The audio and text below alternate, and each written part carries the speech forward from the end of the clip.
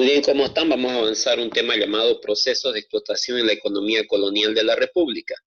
¿Listo? Entonces este tema es un tema muy importante porque hace referencia de cómo ha ido trabajando o de qué importancia ha tenido la minería dentro de nuestro país. Por ejemplo, vamos a ver la explotación de los minerales. Ahora, la evolución de la economía colonial entre la segunda mitad del siglo XVI y finales del siglo XVII va a estar determinada generalmente sobre un carácter mercantilista, y su objetivo primordial va a buscar apuntar el mantenimiento y soberanía del gran imperio español. ¿Listo? Ahora, este objetivo dependía según la abundancia de dinero o la acumulación de oro y metales preciosos.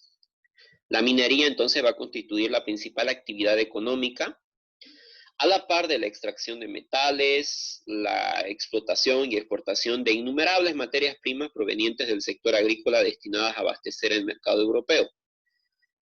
¿Listo? Entonces ahí se van a ir apareciendo diferentes núcleos exportadores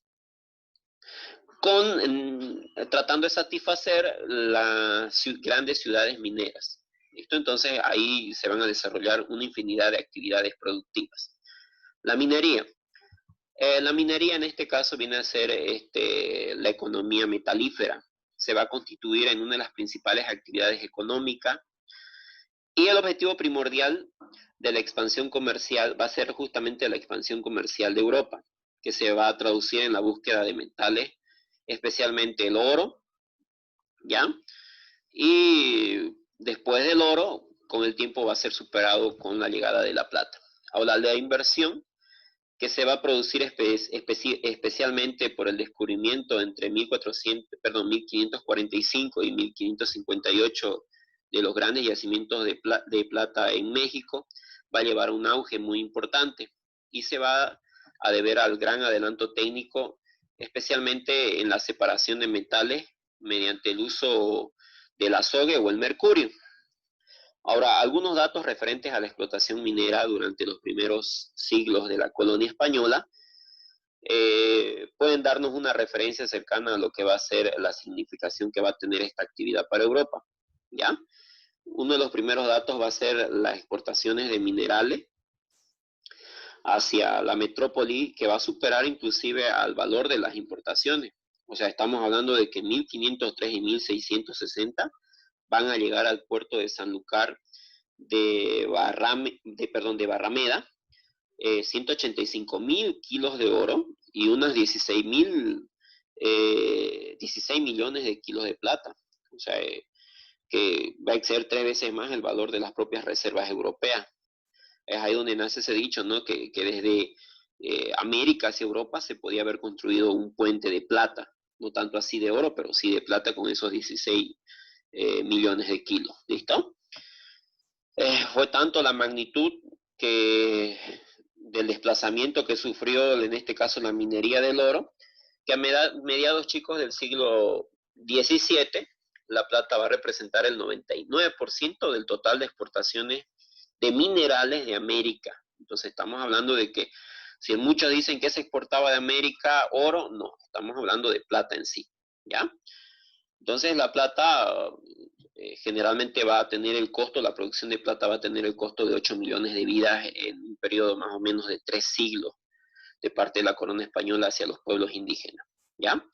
El oro generalmente va a ser extraído de la Nueva Granada y en su primer momento los conquistadores van a tratar de acumularlo, eh, sacándoselos a los indígenas, ¿ya?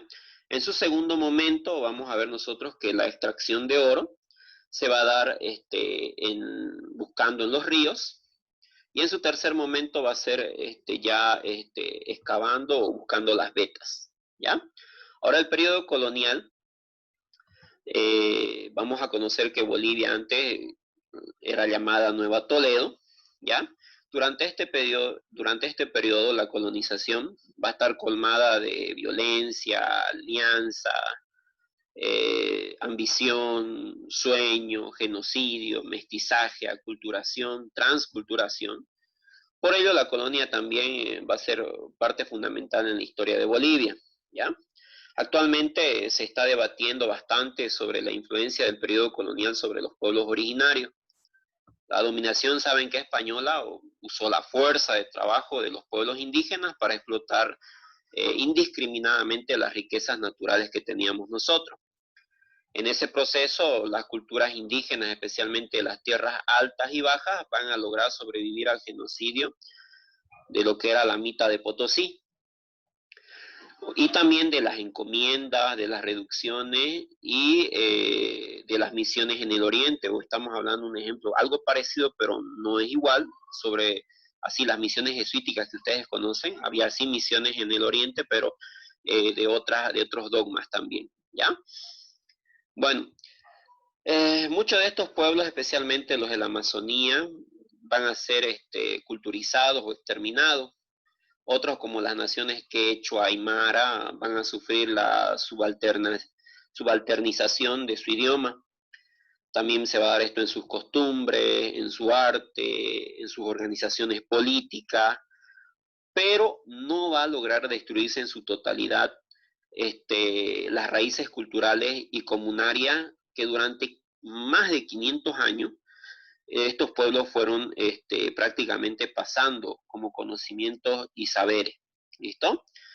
Entonces ahí van apareciendo por eso múltiples caras de nuestra Bolivia, ¿ya? Ahora, el periodo de la República, en este periodo va a significar la continuación de la explotación, pero va a pasar de las castas de los españoles a los criollos y mestizos. O sea que los españoles dejan de explotarnos y ahora los criollos y los mestizos.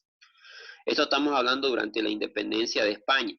E inclusive ha llegado hasta finales del 2010, o vamos a llamar así propiamente dicho el año 2006. ¿Ya? Ahora, generalmente siempre las razas indígenas han sido excluidas de las personas blancas. ¿Listo?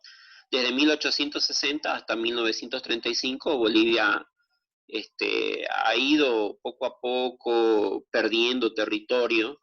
Estamos hablando más o menos de que en su inicio, en su fundación, Bolivia tenía alrededor de unos 2.363.769 kilómetros cuadrados.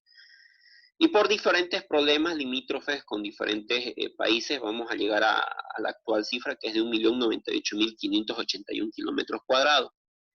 Miren, por ejemplo, vamos a perder con el Perú lo que viene a ser en este caso parte de la Amazonía del Norte, el Acre y el Mato Grosso con el Brasil.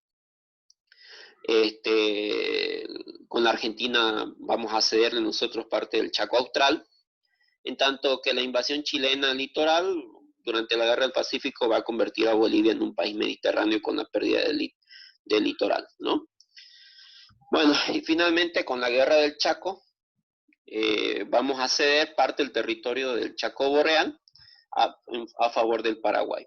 Ahora, todas estas agresiones externas y desigualdades internas ha generado que en Bolivia siempre existe esa lucha de clase, esa lucha social.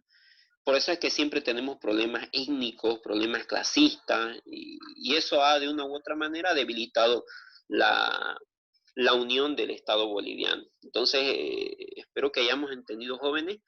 En su principio, la minería era la base fundamental por la cual Bolivia lograba coexistir. Llegó a tener cosas muy negativas, como por ejemplo el genocidio de muchas personas, pero también nos formó como bolivianos. Nos dio diferentes costumbres, tradiciones ya mezcladas con creencias originarias, con creencias indígenas americanas, ¿ya? Bueno, no es más este tema. Hasta luego, se cuidan, ¿ya? Hasta luego, chicos.